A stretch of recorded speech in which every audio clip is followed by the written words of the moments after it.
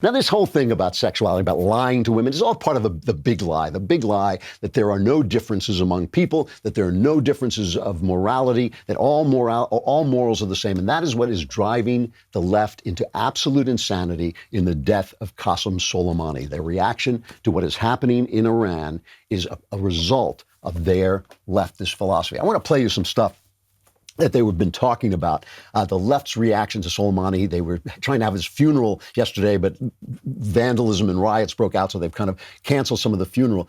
But Grabian put out a montage of the media.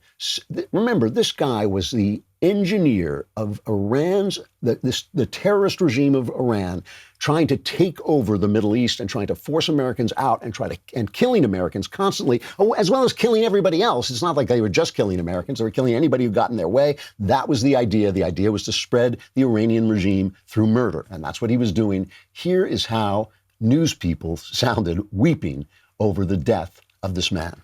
He was a war hero, the commander of Iran's feared Quds force. Qasem Soleimani was no ordinary general. The U.S. officially classified him as a terrorist, but in Iran, he was a national hero. He's regarded as personally incredibly brave. The troops love him. I was trying to think of somebody, and I was thinking of de Gaulle. A revered figure in Iran and some other places in the Middle East. Smart, charismatic, ruthless, strategic, and bold.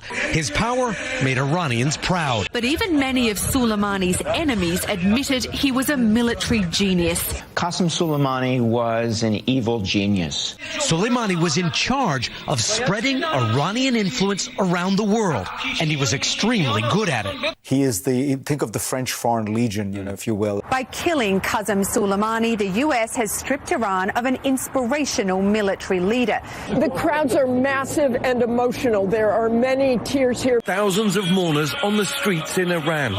Symbolic caskets aloft, weeping and chanting, "I am Soleimani." You are fake news. And yes, you are Soleimani. I'll say, there's a writer at the Masih Alinejad, who is an Iranian journalist, author, and women's rights campaigner, and she writes in the Washington Post, she says, over the next few days, it will be hard to escape footage of huge crowds gathering in Iranian cities to mourn the death of Soleimani.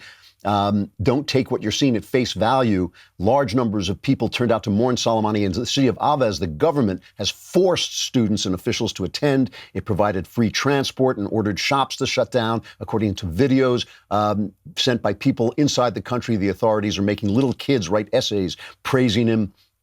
This past November, thousands of Iranians took to the street across the country to protest against the regime, and more than 1,500 people were killed by security forces who were taken by surprise by the ferocity of the protest. So our ignorant press, they just channel this stuff. And we'll talk more about the ignorance of the press in a moment when we're talking about Obama's responsibility for what happened in Iran. But they just channel this stuff. If the Iranians say, oh, yes, they're mourning, the press channels it because they are under the lie of this philosophy of multiculturalism, that there can be no difference between cultures, that it's wrong to say some other culture is worse than yours, although almost every other culture is worse than ours. And that's just the truth. And ours is kind of suffering. But if you want to hear, so that's just the tip end of leftism, right? It's just the edges of leftism that you get from the media. Before you go, one last thing. Hit the subscribe button so that you stay up to date on all our content.